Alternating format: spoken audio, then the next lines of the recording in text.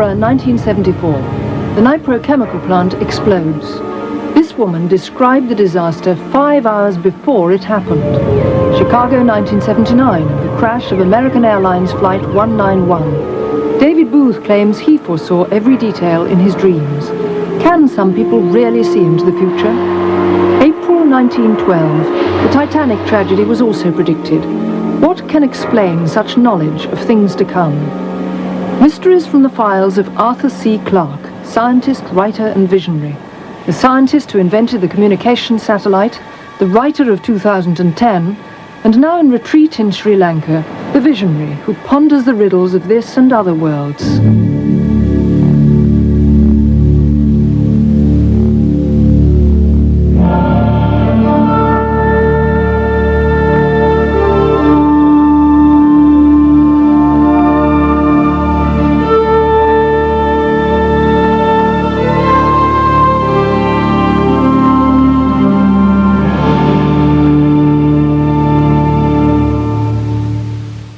I've never had a premonition, and I rather hope I never do. But they're quite common, and a very good example occurred to a good friend of mine many years ago here in Sri Lanka.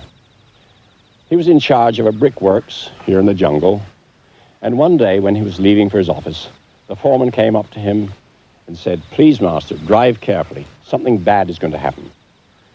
So my friend drove carefully, and nothing bad happened. However, when he got to his office, there was a message, "Please return at once." When he got back to the work site, he found that the foreman, the man who just warned him, was dead, killed in a freak accident. There'd been blasting at a quarry almost a mile away.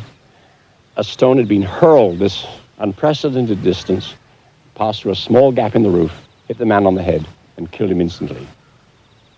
So he had seen an omen. What he had not seen was that it forecast his own death. Such cases are quite common and very puzzling. But do they really foretell the future?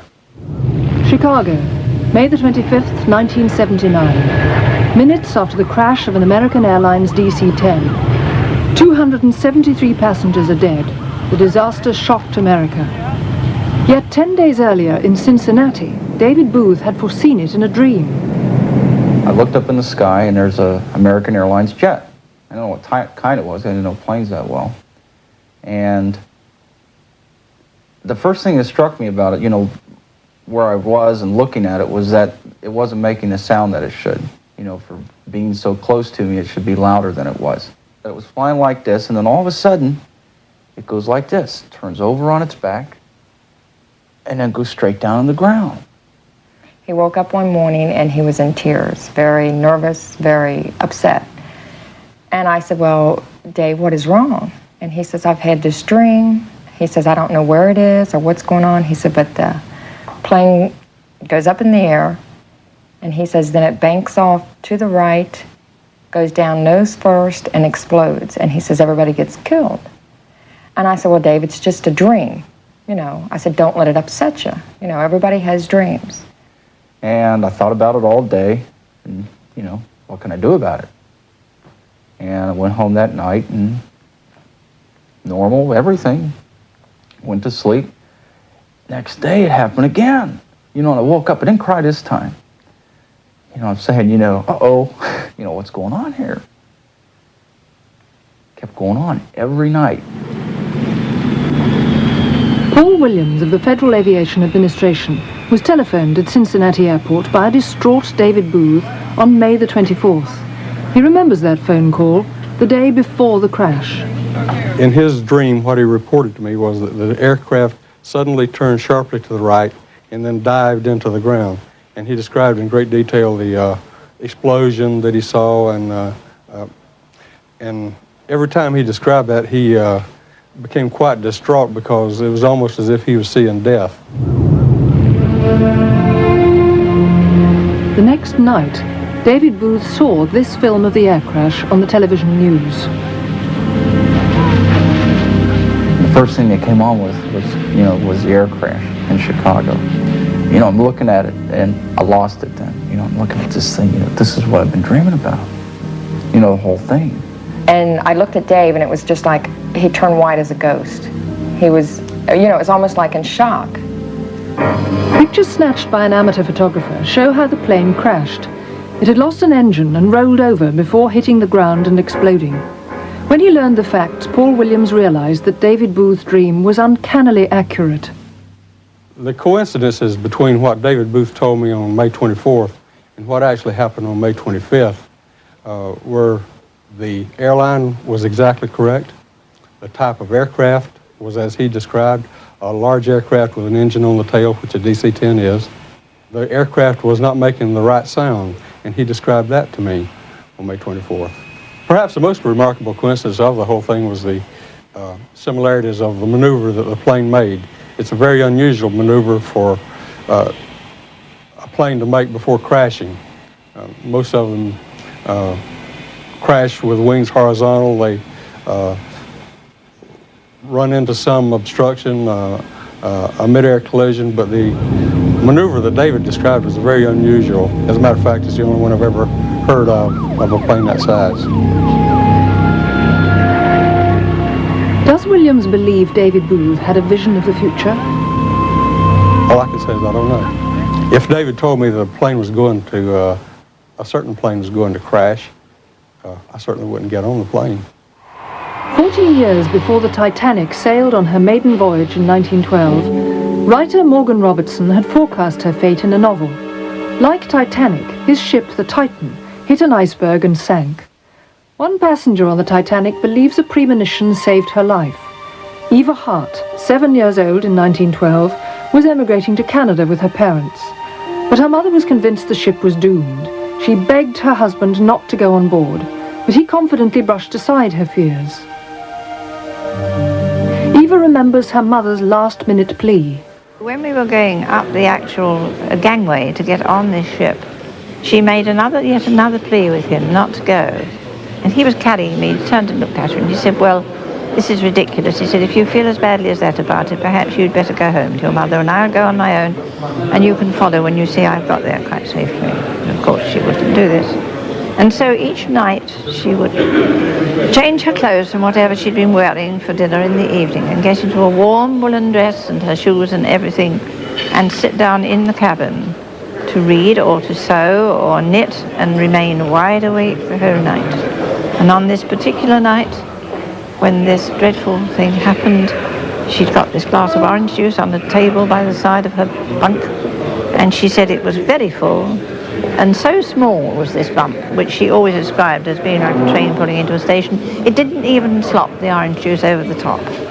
And so anyone else would have thought it was just a little thing, it wouldn't matter, but to her, she knew this was the thing that was the end of everything for her. Mrs. Hart woke her husband, who went up to the boat deck.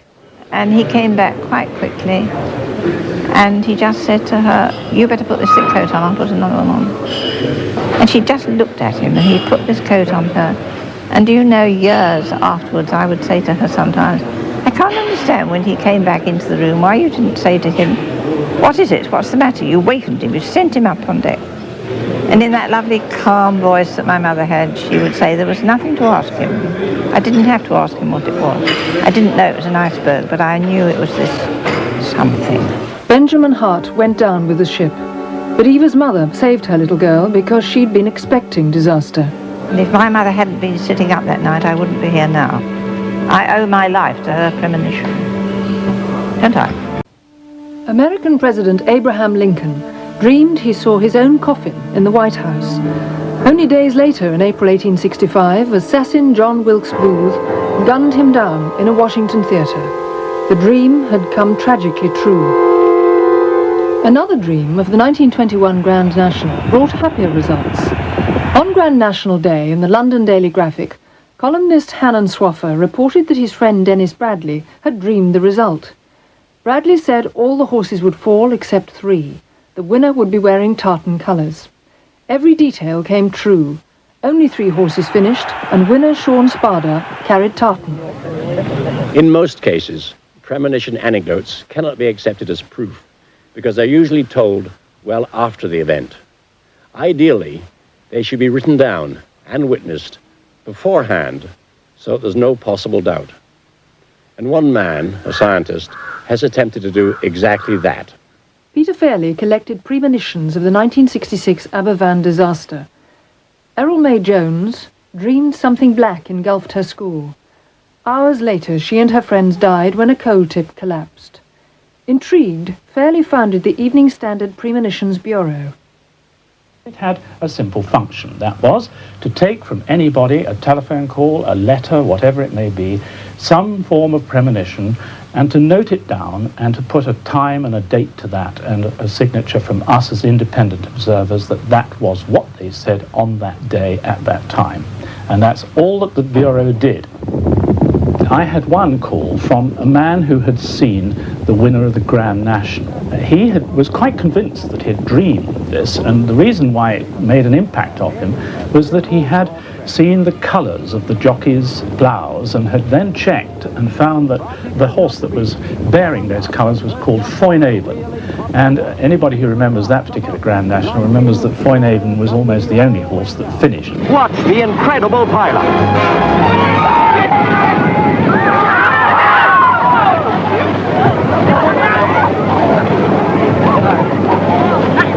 Out of the shambles, one horse appeared, complete with rider, Foinaven. A complete outsider at 100 to 1, Foinaven cruised home exactly as predicted. In the course of all these replies that we had, there were some which were really very remarkable indeed. For instance, I've got some here.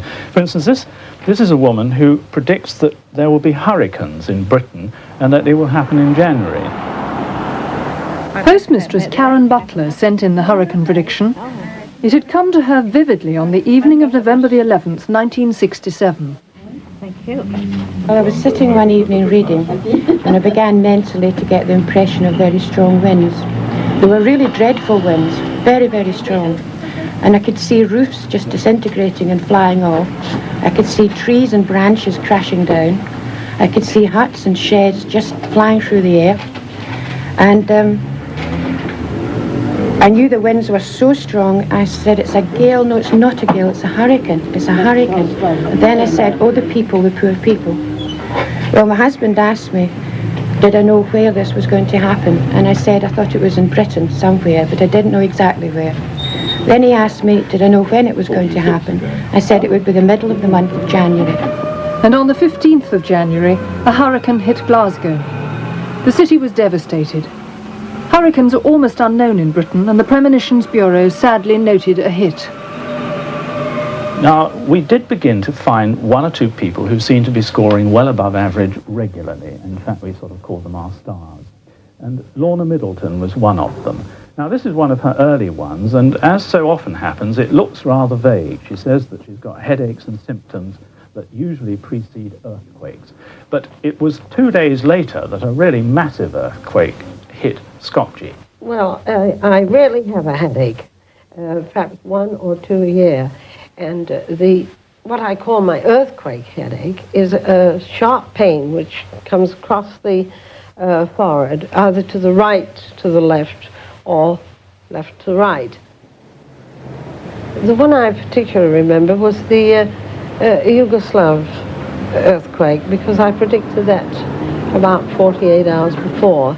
And that was sent because I had a sharp pain crossing my head. The problem with all these stars, as we called them, was that the moment that they started to know that we were interested in what they could do and we started to investigate how they did things, it just went. And that, I think, has definitely come through all this to me as a firm conclusion. That if there is such a thing as premonition, it is something which is instantaneous. It is, if you like, a flash of intuition. It doesn't take any time, and if you ask anyone to apply any conscious thought to it, it actually just goes. You might as well pretend it's not there. They are imagining after that. But if they suddenly have it happen to them, it could be. And the other conclusion is that when it happens to you, it is an overpowering sensation. You know that it's going to happen. No matter what it is and how unlikely it is, you know it's going to happen. Sadly, but not surprisingly, many premonitions aren't exactly what they appear to be. We all know how difficult it is to get the facts right, and everyone loves to embroider a good story. Sometimes a careful investigation reveals a very different picture. I can see a little scenario, and it came first in my dreams right after he was elected, and it had to do with a gun, and it had to do with shots all over the place. Professional psychic Tamara Rand made this prediction about President Reagan on American TV. As I initially felt, it might actually be an assassination attempt or a shot to the president. March the 30th, 1981.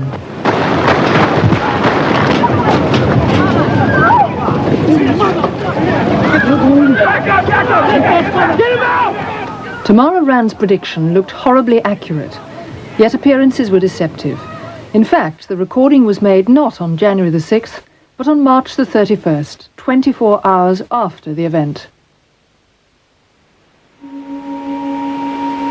In December 1978, American student Richard Newton predicted 45 people would die in a plane crash on March the 11th. And on the 14th of March, 47 people did die at Qatar in the Persian Gulf. He'd also forecast the plane would have red on its tail, and he was right. Yet Newton claimed no psychic powers. He'd just worked it out from statistics that anyone could find in books. First, he noted that the majority of airlines have some red in their logos. You'll see that more than half have red somewhere in their logos. For instance, American Airlines, Alitalia, TWA, JAL, all have red in their logos. And considering that half of these have red somewhere in their logos, it's a very safe bet to assume that a plane that crashes is going to have red in its logo somewhere. In this book is listed every plane crash for 25 years. I averaged the number of fatalities per crash over that 25-year period and found out that it averaged between 40 and 50. I chose 45, 47 were killed. As far as the time of the year of a crash, I drew this graph. And listed here are the number of crashes, and listed here are the months of the year in which crashes take place. And looking at this graph, you'll notice that March is twice as bad to fly in as May, with an average of about 4.6 crashes per month over that 25-year period. And averaging the month of March crashes here, you'll notice that the second week of March, or the Ides of March, are the worst time of the month in which to fly. So are there any true insights into the future? Most premonitions can undoubtedly be explained by coincidence. Even the most improbable events will occur if you wait long enough. The question is, how long is enough? Somebody once said that the laws of chance do not merely permit coincidences, they compel them. We've all had examples of this. Perhaps the commonest is when you think of somebody and 5 minutes later they call you up on the telephone. Yet other premonitions may involve something more. They may be subconscious foresight, warnings of some danger that the senses have detected, of which we are not yet fully aware. No other explanation is necessary. Premonitions are warnings from our own minds, not from the future. Yet we should take them seriously, because the dangers of which they speak may be perfectly real. So that's why I have a strange feeling whenever one of my friends tells me a premonition. Something bad may indeed be about to happen. On June the 1st, 1974, the nitrochemical plant at Flixborough in Lincolnshire exploded. Disaster struck just before 5. Yet one woman claims she heard the details 5 hours earlier in a TV news flash which broke into the Saturday morning film. Leslie Brennan. At first I didn't really take much notice of it because I was, waiting for it to finish quick so I can get on with the film. And then I heard them mention the name Flixborough near Grimsby. With that I listened a bit closer to it, and they said there'd been this terrible explosion at Flixborough. There'd been a number of people injured, a number of people killed. Leslie told her friend Peter East the news when he came to lunch. I walked down to Leslie's house, which would be about 12 when I got there. Just after we got in, Leslie told us, you know, that there'd been an explosion. It was flashed on television telling us about an explosion. And we thought no more about it until it came on the news at tea time and 10 o'clock. And then the reporters had said that it had happened at tea time. Well, we just sat back and laughed about it. You know, said, silly reporters got it wrong again, you know, typical. Dinner time, or so we thought. But the reporters hadn't got it wrong. The plant went up at 4:53. How could Leslie have known 5 hours ahead? Well, 5 hours difference from what Leslie had told us. Leslie had seen it at 12 o'clock time, and it happened 5 hours later. You know, we couldn't believe it. I remember my friend, I can see her face now. She looked at me and said, oh, you know, you told us about that at dinner time. I said, yes, I know. And I can remember feeling very, made me feel queer, very cold and shaky. And I can remember getting this shiver all the way through me. And really, I can't explain the feeling. It was unusual. In 1971, the submarine Artemis visited Grimsby. The sailors were soon after the local girls. Sandra MacDonald was one. I met one particular boy and we was with him for about 2 days till it sailed. And it sailed on the 17th, on the Thursday, it's June.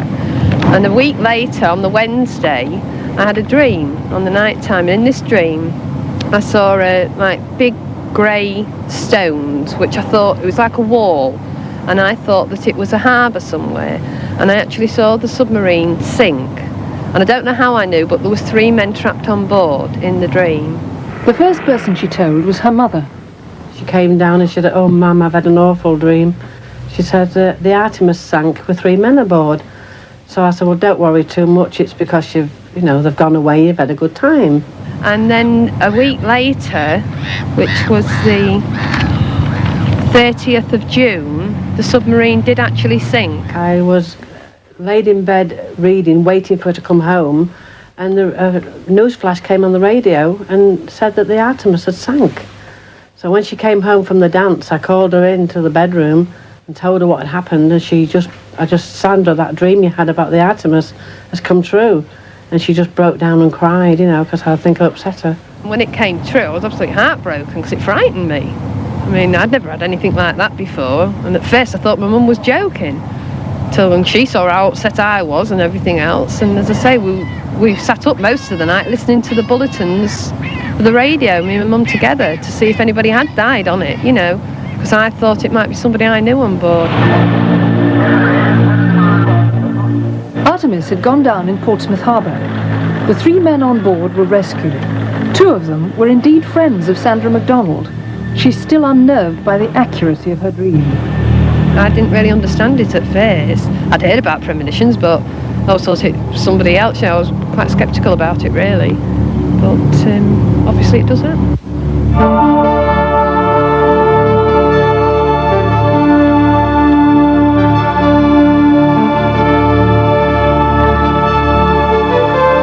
And Arthur's back after the break to look into the strange power of dowsing.